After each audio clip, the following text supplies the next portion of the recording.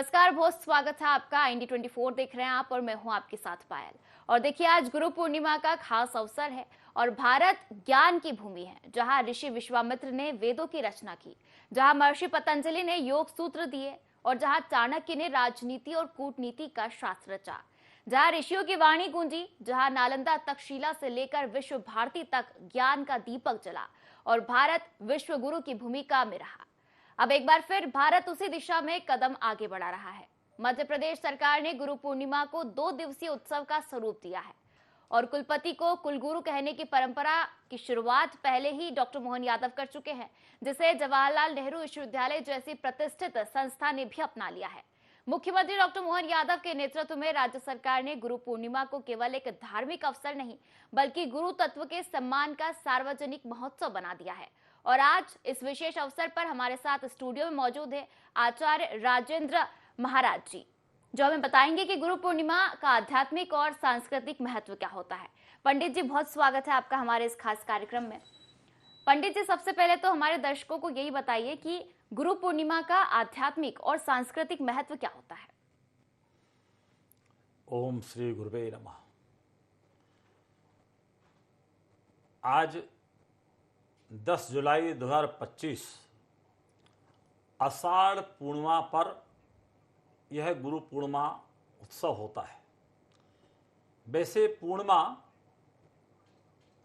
16 कलाएं की होती है और जो 16 कलाएं की पूर्णिमा हो और उसी दिन गुरु की पूजन का दिन हो तो गुरु साक्षात भगवान का स्वरूप हो जाता है।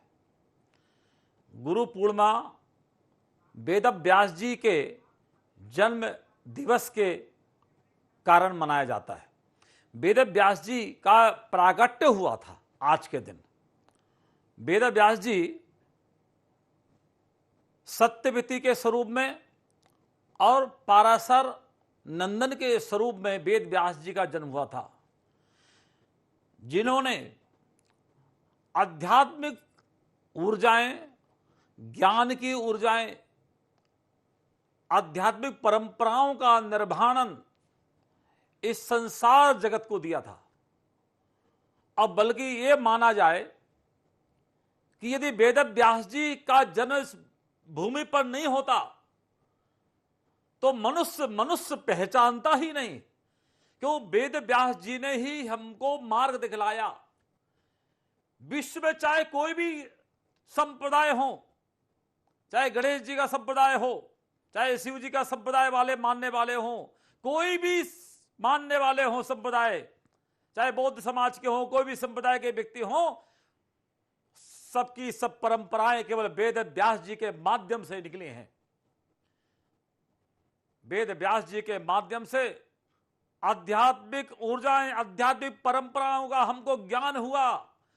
यदि वेद व्यास जी ना होते तो सारे विश्व के मनुष्य आध्यात्मिक ऊर्जा को नहीं पहचान पाते, और जब आध्यात्मिक ऊर्जा को नहीं पहचान पाते तो मनुष्य ही नहीं रहता।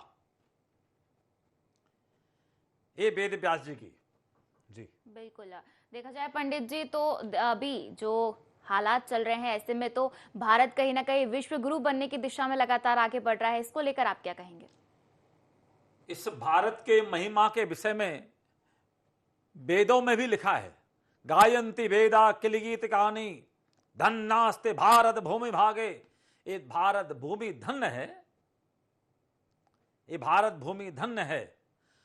इस भारत भूमि पर वेद व्यास जी ने जो जन्म लिया और जन्म लेकर के आध्यात्मिक परंपराएं जो स्थापित की, वेद पुराण, 4 वेद जो बनाए गए हैं, चारों वेदों में से एक वेद के 4 भाग करे वेद व्यास जी ने करे।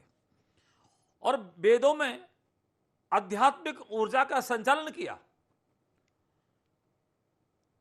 ब्रह्मा ने यदि सृष्टि का संचालन किया है, ब्रह्मा ने सृष्टि बनाई है, जिस सृष्टि में हम भी हैं शामिल, आप भी शामिल हैं।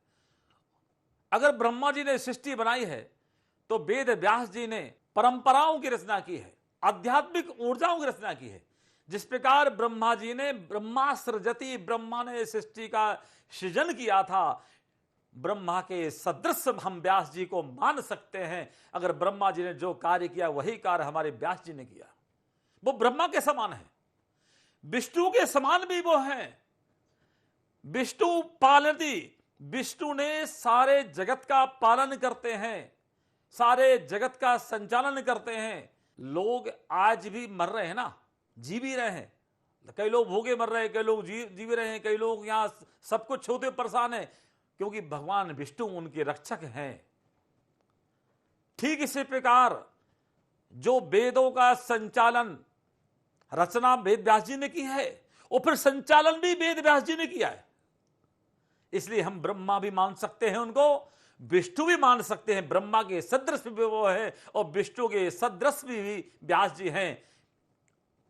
रुद्र संहार कारती, ब्रह्मा सृजति विष्णु पालती और रुद्र संहार कारती। जिस प्रकार रुद्र संहार करते हैं, आप देखिए कई बार प्रलय आता है और प्रलय में अनेकों जीवात्मा नष्ट हो जाते हैं, उसके बाद भी सृष्टि बचती है। क्यों? क्योंकि सृष्टि बनाने वाले ब्रह्मा जी हैं, सृष्टि का पालन करने वाले भगवान विष्णु हैं, और रुद्र सब संहार कर देते हैं, सृष्टि फिर सृष्टि बन जाती है। ठीक इस प्रकार वेद व्यास जी हमारे अंधकार को दूर करते हैं, जो हमारे अंधकार है हमारे जीवन में प्रकाश भरते हैं, ज्ञान की ऊर्जा भरते हैं। वेदों के माध्यम से, ऋचाओं के माध्यम से, उपनिषदों के माध्यम से ये वेद व्यास जी ने किया है, हमारी अज्ञानता को नष्ट किया है, अज्ञानता का संहार किया है। तो ब्रह्मा भी हैं, विष्णु भी हैं, महेश भी वही हैं। इसलिए हम प्रार्थना करते हैं, गुरु ब्रह्मा। आज के दिन ये आजकल के गुरुओं के लिए नहीं बनाया गया है श्लोक, ये केवल श्लोक बनाया गया है, वेद व्यास जी के लिए बनाया गया है, आजकल के हम लोगों के लिए नहीं बनाया गया। इसलिए कहा गया है गुरु ब्रह्मा गुरु विष्णु, गुरु ब्रह्मा गुरु विष्णु गुरु महेश्वर। गुरु ही महेश्वर है, गुरु साक्षात परब्रह्म। जिस प्रकार ब्रह्मा विष्णु महेश साक्षात परब्रह्म हैं, जो सृष्टि बनाते हैं, पालन करते हैं, संहार करते हैं, यही कार्य वेद व्यास जी ने किया। ज्ञान को बनाया, ज्ञान का संचालन किया और अंधकार को प्रलय का करके नष्ट किया। गुरु साक्षात परब्रह्मो तस्मै श्री गुरुवे नमः। इसलिए इस मंत्र की सार्थकता है, ये मंत्र इसलिए बनाया गया था वेद व्यास जी के लिए। गुरु मां गुरु विष्णु गुरुदेव महेश्वरा, गुरु साक्षात परब्रह्मो तस्मै श्री गुरुवे नमः। आज भारत विश्व गुरु के पद पर चल रहा है, वो क्यों ना चले? ये भारत संतों का देश है, ये भारत आध्यात्मिकता का देश है। जब जब इस देश पर संकट की घड़ी आई है, भारत को इस गुरुओं ने बचाया है। भारत देश शुरू से मार्गदर्शन देने का कार्य किया है। भारत आध्यात्मिक शक्तियों को साथ लेकर चलने वाला देश है, इसलिए भारत विश्व गुरु कहलाने लायक है, भारत विश्व गुरु बनने लायक है। क्योंकि भारत यदि चलता है आध्यात्मिक शक्तियों से चलता है। आध्यात्मिक शक्तियां और भौतिकवादी शक्तियों में बहुत अंतर है। भौतिकवादी शक्तियां हमको दिव्यता भव्यता प्रदान कर सकती हैं। भव्यता के लिए हम बहुत सारा टेंट लगा ले, बहुत सारे फूल की श्रृंगार कर लें, भव्यता आ सकती है, लेकिन दिव्यता नहीं आ सकती। दिव्यता हमारे साधु संतों ऋषियों गुरुओं के माध्यम से आ सकती है।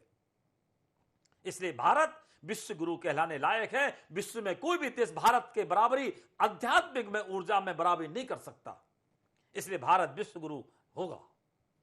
निश्चित तौर पर देखा जाए तो पंडित जी विश्व गुरु बनने की दिशा में लगातार भारत अग्रसर है। और देखा जाए तो जो आजकल के बच्चे हैं वो टीचर्स को अपना गुरु मानते हैं। अब ऐसे में गुरु जो शब्द है वो प्राचीनता का हमें दर्श दिखाता है, तो वही जो टीचर्स है वो वर्तमान शिक्षक जो कहलाते हैं मूल है। अब ऐसे में अध्यापक और गुरु, इनमें मूल अंतर क्या है?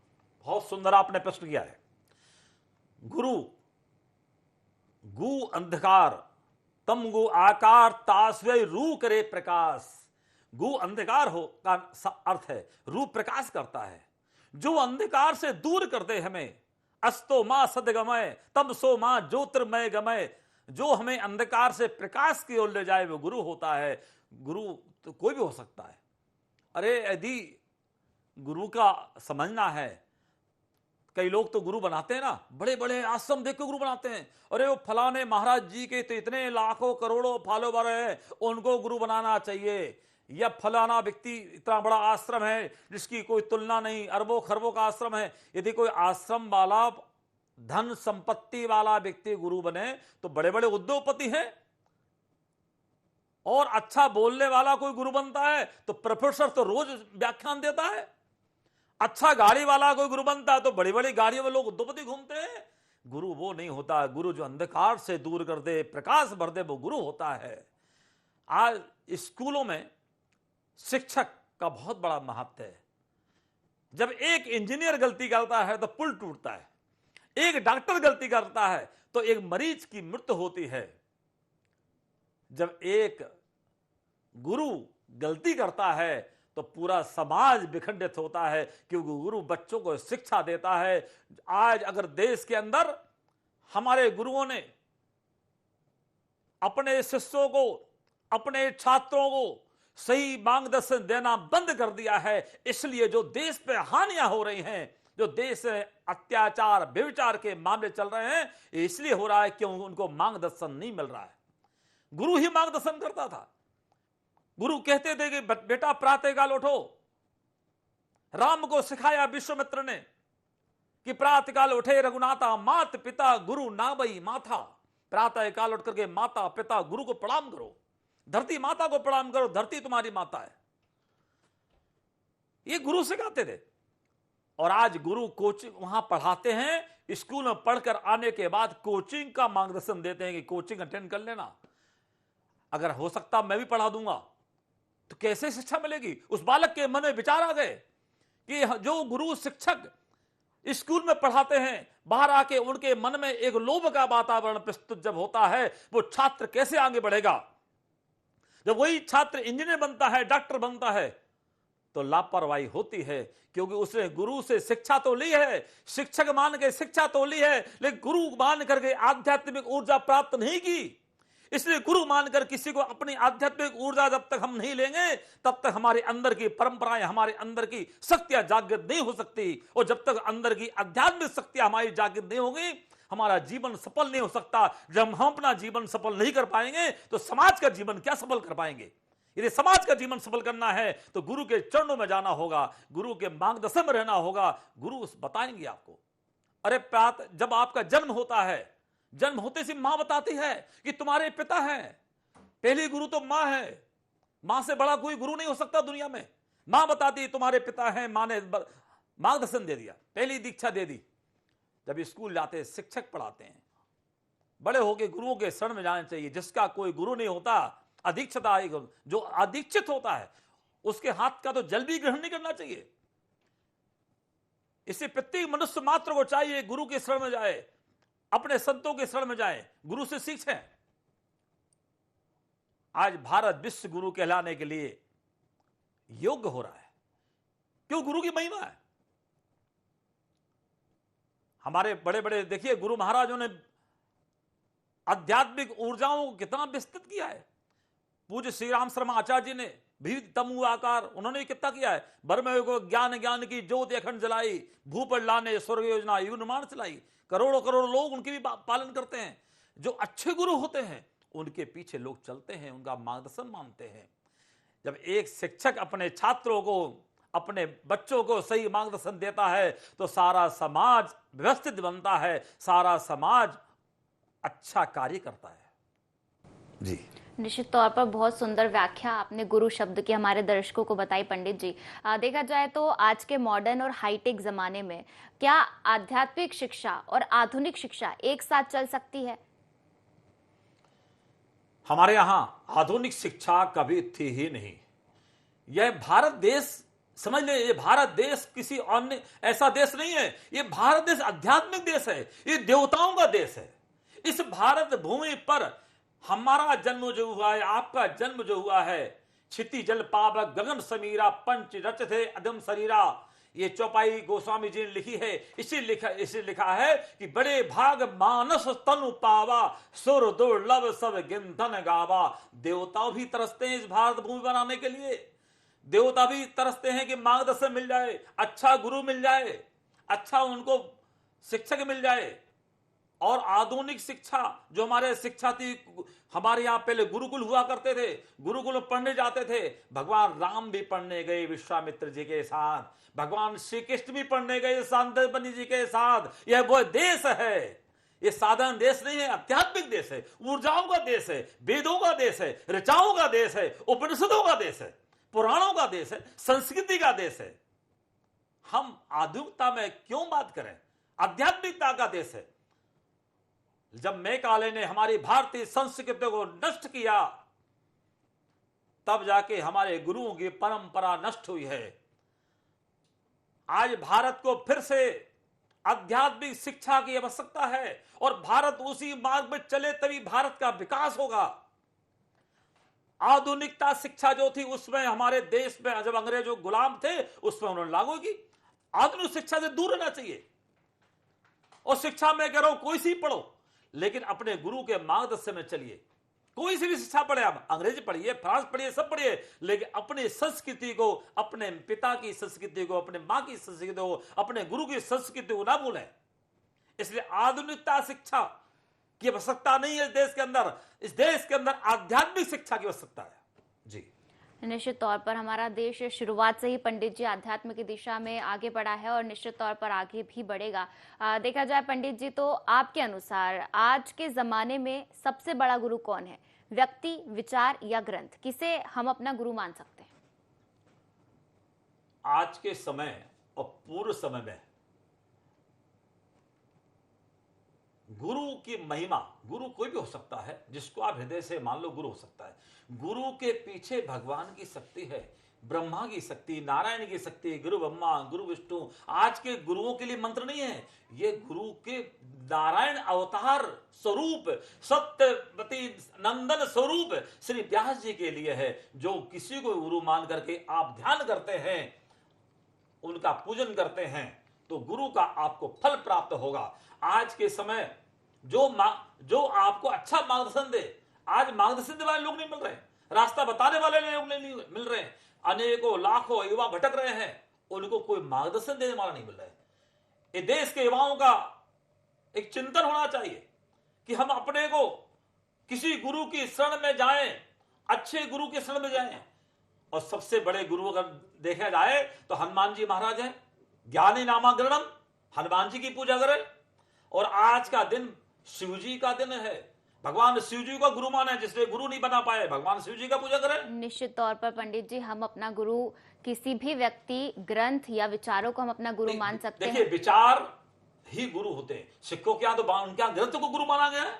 जी बिल्कुल। अच्छे विचार, किसी के भी अच्छे विचार, किसी की अच्छी सलाह, किसी भी अंधकार को दूर कर सकती है, वह गुरु हो सकता है। कोई भी विचार दुनिया में जो श्रेष्ठ होगा वो गुरु की श्रेणी में आता है। जो अच्छे विचार मिले, जो अच्छे ज्ञान प्राप्त हो, अच्छी ऊर्जाएं प्राप्त हो, वही तो गुरु है। बिल्कुल पंडित जी, और अगर देखा जाए तो गुरु पूर्णिमा को अंतर्राष्ट्रीय मंच पर ले जाने की क्या आवश्यकता और संभावनाएं हैं? बहुत आवश्यकता है। यदि विश्व के अंतर्राष्ट्रीय मंच पर गुरु का महत्व बनाया जाएगा, गुरु पूर्णिमा का महत्व बढ़ेगा, तो देश विश्व गुरु का नेतृत्व, विश्व गुरु के रूप में नेतृत्व करेगा और सारे विश्व में सुख शांति होगी, समृद्धि होगी। सारे विश्व के लोग गुरु के महत्व को समझ सकेंगे और मर्यादा का पालन करेंगे, संस्कृति का पालन करेंगे, सारे विश्व के लोग सुखी रहेंगे। निश्चित तौर पर पंडित जी, आपने इतनी सरलता और सुंदरता से गुरु पूर्णिमा का अर्थ हमारे दर्शकों को समझाया। आपका बहुत बहुत धन्यवाद पंडित जी। आपको भी बहुत धन्यवाद। तो सच ही कहा गया है कि गुरु ब्रह्मा, गुरु विष्णु, गुरु देवो महेश्वरा, गुरु साक्षात परब्रह्म, तस्मै श्री गुरुवे नमः। हमारे जीवन में गुरु का स्थान सर्वोपरि है, चाहे वह आध्यात्मिक गुरु हो, माता पिता हो या शिक्षक। आइए इस गुरु पूर्णिमा पर हम सब संकल्प ले कि अपने गुरुओं का आदर करें, उनके दिखाए मार्ग पर चले और जीवन में आगे बढ़े। इसी के साथ आप सभी को गुरु पूर्णिमा की हार्दिक शुभकामनाएं। और फिलहाल इस खास कार्यक्रम में इतना ही। आप देखते रहिए IND 24। नमस्कार।